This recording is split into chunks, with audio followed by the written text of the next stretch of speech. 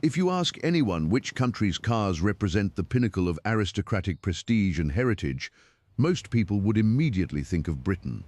Rolls-Royce, Bentley, Aston Martin, Jaguar, Land Rover, McLaren, Mini. In the history of world industry, these legendary names formed the brightest constellation in the crown of the British Empire. They were the ultimate symbols of bespoke craftsmanship, mechanical beauty, and aristocratic taste. Yet behind the romantic fog of heritage lies one of the most astonishing industrial collapses in modern history. Today, this seemingly glorious automotive empire is an empty shell. Rolls-Royce and Mini belong to Germany's BMW, Bentley belongs to Volkswagen, Jaguar and Land Rover are owned by India's Tata Motors. Aston Martin relies heavily on foreign lifelines. And MG, a brand that once carried the memories of generations of British drivers, now has its entire technology and production powered by China's SA Motor. Today, Britain cannot claim a single domestically owned mass-production car brand. How did a manufacturing superpower that once ruled global exports tear down its own empire and surrender its crown? Today, let's uncover the century-long rise and fall of the British automotive industry. To understand this collapse, we have to travel back to the very dawn of the automobile in the 19th century. In fact, British car making was crippled right at the starting line by one of the most absurd laws in history. In 1865, the British Parliament passed the Locomotive Act, infamously known as the Red Flag Act. The law mandated that every self-propelled vehicle had to be operated by a crew of 3, including a man walking 60 yards ahead, carrying a red flag. Speed was strictly capped at 4 miles per hour in the countryside and just 2 miles per hour in towns, designed to protect the powerful horse-drawn carriage lobby. This law remained in effect for over 30 years. It acted as an iron cage, strangling early British automotive innovation and handing Germany and France a massive head start in the internal combustion revolution. It was not until the law was repealed in 1896 that British car makers began to catch up. But what truly launched British cars to the top of the world was an unexpected window of opportunity after the Second World War. In the decade following World War II, the industrial hubs of continental Europe, Germany, France and Italy lay in ruins, facing a slow and painful reconstruction. Britain, with its industrial infrastructure largely intact, stepped into a brief but spectacular golden age. Under the desperate national slogan, "Export or Die," the British government poured its resources into car exports. By 1950, Britain was the world's second-largest automaker behind the United States. A staggering 75% of its passenger cars were shipped overseas, commanding over half of all global car exports. The undisputed champion of this era was the Morris Minor, introduced in 1948. Designed by Alec Isigonis, the visionary who would later create the Mini, the Minor was economical, reliable, and became the first British car to sell over 1 million units. At the same time, the rugged Land Rover was exported to more than 70 countries, becoming an iconic global ambassador of British engineering. However, beneath this post-war triumph lay a poisoned chalice known as the Imperial Preference System. Under this protective tariff framework, British cars enjoyed massive trade advantages across Commonwealth nations like Canada, Australia, New Zealand, and South Africa. While this system brought in vital foreign currency, it also bred dangerous complacency. British carmakers grew up in an artificial greenhouse, completely shielded from true international competition. While American giants optimized assembly lines to slash costs, German engineers obsessed over chassis dynamics and mechanical precision, and Japanese makers pioneered lean manufacturing, British automakers remained trapped in their romantic tradition of hand-built craftsmanship. This bespoke approach worked wonders for ultra-luxury icons like Rolls-Royce, but for the mass market, it led to crippling inefficiencies, loose tolerances, and uncompetitive costs. If cultural conservatism was a slow poison, the British government's erratic economic policies acted as an accelerant. Between 1952 and 1973, successive British governments treated the auto industry like an economic thermostat, changing hire purchase credit rules an astonishing 18 times. One day tightening credit to fight inflation, the next loosening rules to stimulate spending. This policy whiplash made it impossible for automakers to plan long-term manufacturing and research budgets. Then came the catastrophic blow of 1968. Driven by the simplistic political belief that bigger is always better, the Labour government orchestrated a shotgun wedding of the domestic industry. They forcefully merged roughly 35 rival brands, including Jaguar, Land Rover, MG, Austin, Morris, Rover, and Triumph, into a single massive conglomerate, British Leyland. Politicians naively assumed this corporate monster could take on the world. Instead, it became a battleground of toxic tribalism. Rival brand managers and engineers refused to share platforms, refused to standardize components, and fought bitter internal turf wars over development budgets. Instead of achieving economies of scale, British Leyland drowned in red ink, eventually forcing a humiliating government bailout and nationalization in 1975. Yet, the final nail in the coffin was hammered inside the factories by completely broken labor relations. Throughout the 1960s and 70s, militant trade unions held absolute power over production. Abusing rigid piecework wage systems, shop stewards called unannounced wildcat strikes over the slightest change in factory protocol. At British Leyland's Longbridge and Cowley plants, a notorious union leader nicknamed Red Robbo orchestrated over 500 strikes in just 30 months. Minor wage disputes could wipe out 50,000 cars of production in a single year. Schedules collapsed, assembly lines stood idle for days, and factory productivity plummeted to rock bottom. Worse, unions violently resisted automation, robotics, and modern management techniques, viewing efficiency as an enemy of jobs. This relentless infighting directly triggered a total collapse in build quality. By the 1970s, British cars had become the laughingstock of Europe. Consider the infamous Austin Allegro. Not only did it feature an awkward square steering wheel, but its revolutionary high-dragger suspension frequently leaked fluid. The chassis was so poorly built that jacking up the car to change a tire could warp the frame enough to shatter the rear windshield. Then there was the Morris Marina, rushed to market on decades-old mechanical underpinnings. Its rust protection was so abysmal that brand-new cars rusted through within just a few years.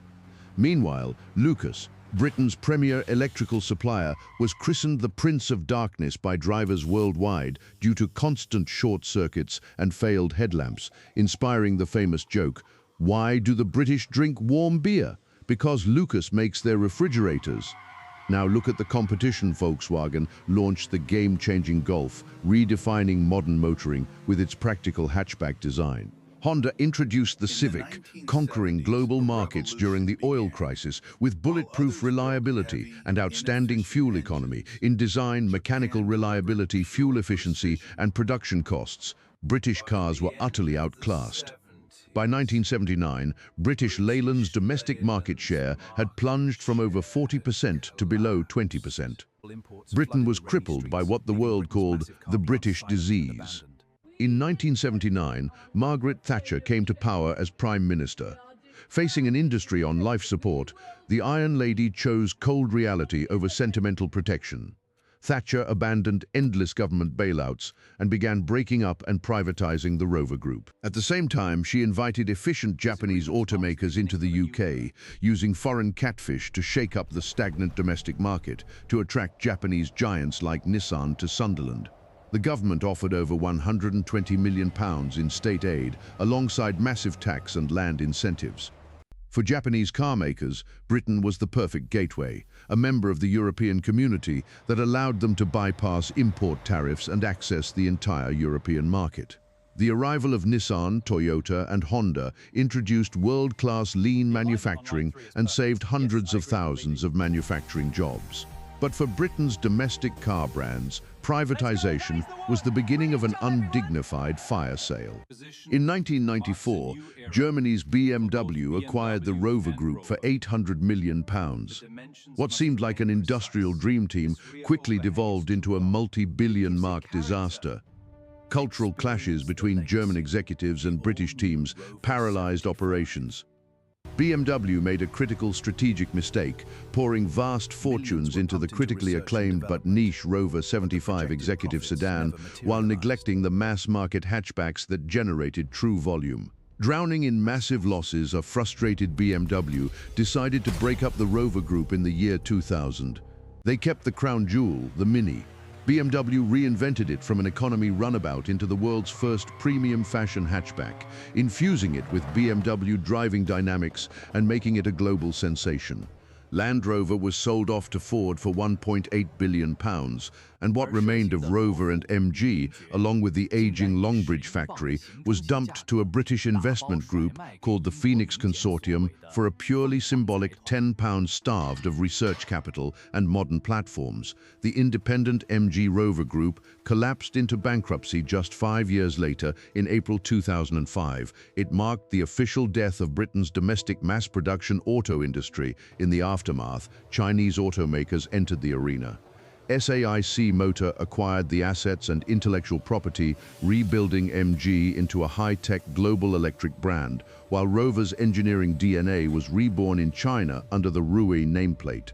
The British heritage remained, but its industrial soul had moved to the east. If the loss of MG was a quiet tragedy, the fate of Jaguar and Land Rover delivered one of the most ironic twists in global business history. Ford had struggled for years to integrate Jaguar and Land Rover into its premier automotive group. When the 2008 global financial crisis hit, a desperate Ford put both brands on the auction block. The buyer was neither an American powerhouse nor a European titan, but Tata Motors from Britain's former colony, India. In 2008, Tata acquired Jaguar Land Rover for $2.3 billion. Western media initially reacted with skepticism, mocking the deal as a budget car maker buying a royal palace it could never afford to maintain.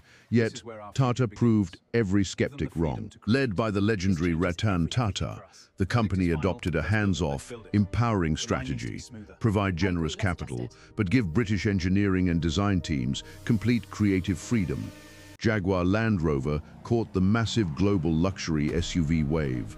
The Range Rover, Evoque, and the reborn Defender became runaway hits worldwide, generating billions in profits and turning JLR into Tata's most lucrative cash cow.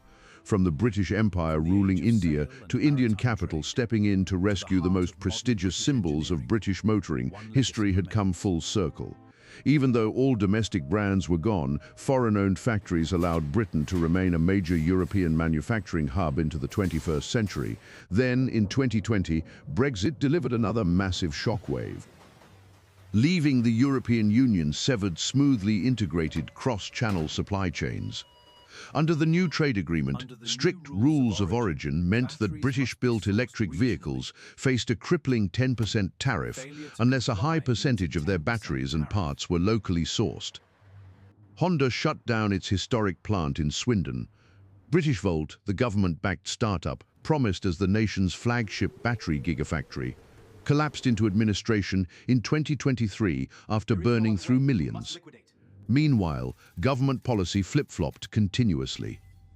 The deadline to ban the sale of new petrol and diesel cars was aggressively moved up from 2040 to 2030, delayed back to 2035 by Rishi Sunak, and then pulled back to 2030 by Keir Starmer's new Labour government. This constant regulatory uncertainty left global automakers struggling to justify multi-billion-pound investments.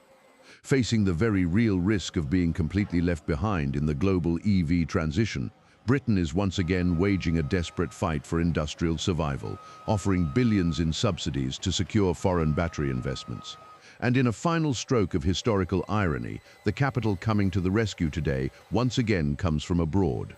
Tata is investing £4 billion into a state-of-the-art battery gigafactory in Somerset, while Envision AESC expands its battery production in Sunderland to power the electric future of JLR and Nissan. And if you walk down the streets of London today, one of the best-selling, most popular electric hatchbacks across the entire UK is the MG4. It wears the historic British octagonal badge and carries classic British design proportions, but its battery, electric motors, platform and capital are completely Chinese. Looking back across this century of turmoil, the fall of the British car industry offers a powerful lesson in global economics, statecraft, and industrial discipline. Britain never lacked brilliant designers or world-class motorsport engineering, but its industry slept too long in the greenhouse of imperial protection, bled away its reputation through destructive labor wars, and lost its strategic vision amid political flip-flopping. The laws of the global market are cold and uncompromising.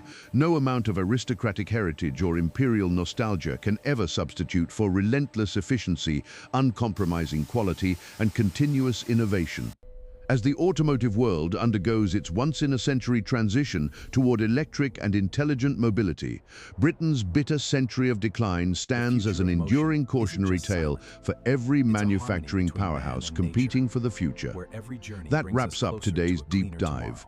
If you enjoy in-depth breakdowns of business strategy, technology history, and global industry shifts, please make sure to give this video a thumbs up, share it with your friends, and hit that subscribe button with the notification bell turned on so you never miss another episode of Decoding Everything. What do you think about the rise and fall of the British car empire and the ultimate rescue by Indian and Chinese capital? Let us know your thoughts in the comments below. We'd love to hear from you. Thank you so much for watching, and we'll see you in the next episode of Decoding Everything.